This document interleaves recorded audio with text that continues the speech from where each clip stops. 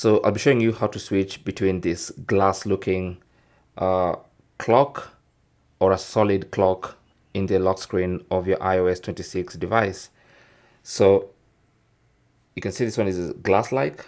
So to edit, just long press on your lock screen, and of course it's going to prompt you to unlock your phone, and then tap on Customize.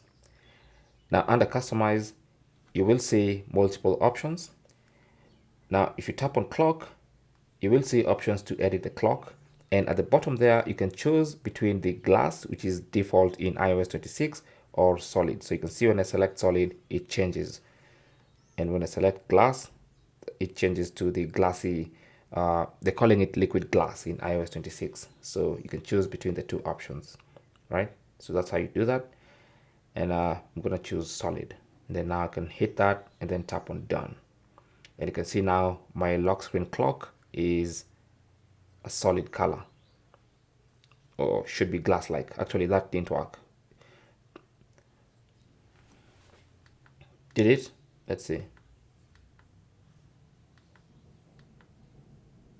No, it didn't work. So it's a bit buggy, but that's basically how you should do that. Thanks for watching and good luck.